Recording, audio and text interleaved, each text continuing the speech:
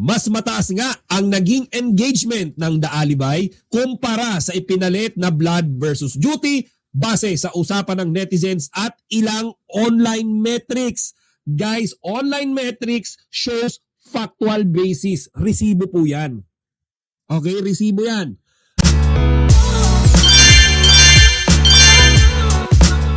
Up nito sa attention ko. Okay? 2 weeks earlier, guys, remember nung biglaan nilang inalis yung The Alibay sa 8 o'clock PM time slot. Diba? And it's okay. It's okay, guys. It's okay. We have no hard feelings tungkol dyan. Kahit bigla-biglaan yan. Okay, guys? Again, that was a surprise announcement. Okay, in-announce lang yan nung mismong MediaCon. Guys, mismong MediaCon ng Blood versus Duty. So, mismong MediaCon ng Blood versus Duty, tsaka lang yan in-announce. Sorry guys ha, makauntubig ako. So, in-announce yan, and actually parang a week ago lang nung si Kimi iniiyakan yan. Diba? Almost mga 2 weeks siguro, ganon. Iniiyakan ni Kimi yung pagkakaroon nila ng titulo, 'di ba, ng first time slot sa gabi, 'di ba, sa prime time. And then biglang announcement out of nowhere, ini-interview doon yung Blood versus Duty cast, 'di ba? So, biglang in-announce nga na ganun yung mangyayari. So, nagulat lahat, guys. Nagulat. Ngayon, ito na ang problema, guys. Ito na ang problema. Nung nilabas yan, or in-announce yan, sabi ko, Madam Jang, di pakitandaan yung concurrent views nung The Alibay. Kasi sabi nung mga nakadaster dun sa kabilang channel, deserve daw mapalitan ng Kim Pao. Kasi wala naman daw kasi talagang binatbat ang Kim Pao, yung The Alibay. Wala daw binatbat yan. Kaya dapat lang daw talaga yan doon ilagay sa third slot. Okay? Nilahit nila binash nila, tayo tahimik lang eh. So sabi ko, in response to that, sige, pagbanggain natin. Okay? At nung Monday nga guys, nakasubaybay tayo, 227,000 lang yung concurrent viewers ng Blood versus Duty. Partida na yan. First time lang in-air yan. Okay? Sa mainstream. First time. Yung The Alibay, 300,000 mahigit. And that was the third time na ipinalabas yan. Galing na yan sa Prime, galing na yan sa I Want, and then Free TV. So it's the third time na inere yan. Pinalabas yan. So, looking at the direct comparison, okay na nilagay nyo sa 8:45 time slot. The Alibay, okay na yun eh. Eh kaso, dinadagdagan nyo pa. Nilalait nyo pa eh. Tahimik na nga eh. Pinaliwanag na nga ni Kimi yan, di ba? Guys, remember, nag-tweet si Kimi, it's okay. It's okay. Everything is according to plan. Ngayon, nag-concede si Kimi, nagpakumbaba, sinamantala naman, tinapaktapakan pa. Sinabihang tagalinis, sinabihan ng kung ano-anong masasakit, sinabihan na hindi talaga deserve ang primetime slot, or lahat guys, ultimo yung acting skills ng Kim Pao, kuno-question pa. Di ba? Ngayon ito, sampal sa mukha guys. Di ba? Mas mataas nga ang naging engagement ng The Alibay kumpara sa ipinalit na Blood versus Duty base sa usapan ng netizens at ilang online metrics. Guys, online metrics shows factual basis. Resibo po yan. Okay, resibo yan. Marami ang nagsasabing mas nakakonek ang audience sa kwento ng The Alibay, lalo na sa pacing at twist nito. Kaya malakas ang hatak sa views at social media engagement.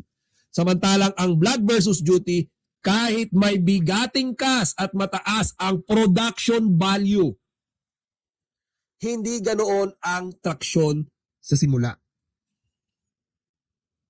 Okay guys, tingnan nyo production value head-on. Malaki ang pondo ng Blood versus Duty. Action yan eh.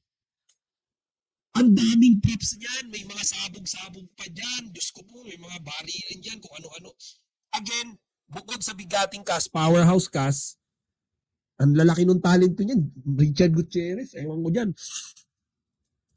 Gerald Anderson, ang laki ng production value. Nilampaso ng The Alibay na 3 beses ng inere. Tapos guys, in terms of production value, mas mababa yung The Alibay. In fact, yung ibang camera nga dyan sa set ng The Alibay, camera pa, okay, ni Paolo Abilino, pinahiram niya sa production. Pinahiram ni Paolo dahil sa sarili niyang, gusto niyang mas mapaganda yung output ng mga videos ng The Alibay, kaya mas pinili niyang ipagamit yung mga bagong bili niyang camera. Mga high-end yan. Okay, so isa pa to. Isa rin sa nakikitang dahilan ay ang word of mouth. Mas organic ang usapan tungkol sa The Alibay. Habang ang Blood versus Duty ay heavily promoted pero kulang pa sa audience retention. So guys, ito yung The Alibay, isang beses lang nagkaroon ng MediaCon, and aside from that, wala na. Si Kimi nga tsaka si Paolo, guys, yung pagpo-promote nila dyan habang nandun lang si Paolo sa Paris. Nandun si Paolo sa Paris, manood kayo The Alibay. Si Paolo nag-promote. Samantalang yung Blood versus Duty, guys, kaliwat kanang commercial, ads, yung ibang mga show, ipinopromote pa yan lahat, guys. Ipinopromote yan. Nakalagay, heavily promoted. Heavily. Okay, sabihin, ginastusan yan sa promotion. And yet, hindi pala wala, masyadong, masyadong exaggerated yung word na wala. Tawag dito, it's more on mababa yung audience retention. Okay? So, guys, this is a bit, tawag dito, I call this karma. Di ba? Good karma to Kim Pao and bad karma to those who are doing the bad thing. Di ba? So, ayan guys, Alibay, mas mataas ang ratings kesa sa Blood versus Duty. And again, these are based on facts. Tinignan niya ni Madam Jangdi, si Madam Jangdi ang ebidensya ko dyan. Sabi dito, thank you, sabi ni Madam Arlene, thank you, 1:08 PM na dito. Salamat lagi sa pag-update sa Kim Pao. You're welcome po, Madam Arlene. Ayan. Mas delulo sila kasi di nila nakamit gusto nila. Tayo almost 100% na tayo. Agree. Kaya kagabi yung vlog mo, chika pa. Uy, thank you, Madam Celestina Amore. Thank you very much. Pasensya na, Madam Celestina. Medyo hindi nyo naintindihan yun. Pero okay na yun. Basta na pinanood nyo siya, masaya na ako. Tapos nag-comment pa kayo. Diba nag-reply ako doon? Thank you. Ayun. Hello, Kachika Patrol. Good evening po. Di po kami nakaabot now sa show nyo. Always po kami nagawa sa inyo. Uy, thank you, Madam Daisy Mabini. Kahit reply watch pa rin kami sa'yo. Thanks po sa support. Uy, thank you, Madam Daisy Mabini. Shout out sa'yo dyan. Ingat kayo palagi and God bless. Nanood ako sa video mo, hindi lang ako nag-comment. Ang bilis mong magsalita doon sa aquarium mo. Uy, thank you, Madam. Ay, nakaka-google. Binilisan ko yun kasi ang haba ng video, guys. Mahaba yung video. Pero naintindihan naman, di ba? So, ayun. Siyempre, Kim Pao lang ang patuloy na thank you palagi ngayon pag-vlog sa akin po. Sana lagi kayong pagpalain ni Lord sa lahat ng mga atikain niyo sa buhay. Ayan. Karma is real. Good evening, Chika Patrol. Kim Pao lang, sapat na lagi ako nag-aabang ng The Alibay. Kahit napanood ko na sa Prime, 8:45 na lumabas na TV, hindi ko makita ang first slot. Ayan. Sabi dito ni Madam Sonia. Good evening, Chika Patrol. Kim Pao lang, sapat na lagi ako nag-aabang. Lahat kayo, puro 8:45 ha. Ayan. Guys, like nyo live ni Jacob. Oy, thank you. Paano ba mag-like ng live? Ilalike ko rin yung live ko. Katjibal Gandara, there's Marisol Academy. Ano yun? Di ko ano yung Gandara Marisol Academy. Ang kahapon guys, di ba pinag-usapan yung Kim Pao doon sa isa pang mga basher nila dati. Nakalimutan ko guys yung pangalan ng show na yon. Pero meron ding channel na napanood ko kahapon, nakalimutan ko. Yung dater nilang pinagtatawanan ng Kim Pao. Tapos kahapon parang tinalakay nila yung pagtitraining ni Kimi sa Paris. Hindi ko natapos pero ano pinag-usapan nila doon? Na ano ko na nasipat ko pero hindi ko masyadong natutukan. Ayan, iba talaga Kim Paula dyan, todo ang suporta. Hello po, nakahabol watching from Europe. Uy, Madam Rosemary Lamar, thank you very much. Sawa na ang mga viewers sa puro bakilan. Bakbakan, umay na sila. Guys, gusto ng mga tao ngayon, peace. Kaya nga peace na sa Middle East, di ba? Di ba, sabi? Akala ko pwede nang dumaan. Di ba, sabi? Pwede nang dumaan.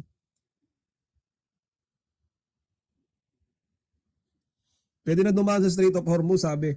Nood ang mga bashers, pinapasakit mo lang dibdib mo, iwas ka sa toxic. Okay, Madam Queen Getrin, noted.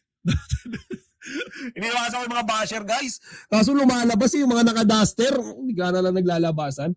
Ayun. Anyway, so ayan, good news tayo dyan, guys. And wish ko lang sana magtuloy-tuloy yung, kumbaga, nakikita naman natin, these two are both, okay naman ang mga series. Pero, head-to-head comparison, head-to-head view number of viewers, na-outperform nung The Alibi yung Blood versus Duty. Okay? Na-outperform. Ang akin lang, okay na yung nilipat nyo yung The Alibi. Pero sana, wag nyo nang i-bash. Wag nyo nang tira-tirahin. Nilipat nyo na nga. Nilait-lait nyo pa. Nilipat na nga. Sinabihan pang kesyo ganito.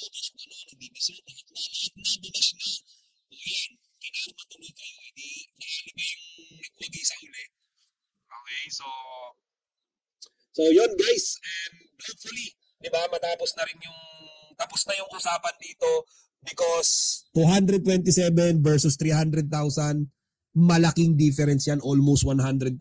So game over na tayo diyan, 'di ba? And then so guys, meron din ako nakita rito. Actually, hindi ko sure kung is this the latest video. Mayroon bang mga picture na kumalat na nag-gym kanina ang Kim Pao? Kim Pao ba to, guys? Alam ito, gym kanina. Nag-gym ba kanina ang Kim Pao? Kasi, is this Paulo?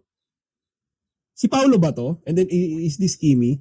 Kahapon. Okay, kahapon. Go, hindi ko to natakil. Anyway, so nag-gym na pala sila kahapon. Pagbalik ng Monday, Tuesday, gym agad. Di ba? Ito si Kimi, guys, oh. Hindi ko napanood to kahapon, pero ayan, okay na yan. At least may assurance magkasama sila kahapon. Madam Leia Dimas. Sabi ni Madam Leia Dimas, sige pa to, hindi ako nanonood ng Blood versus Duty.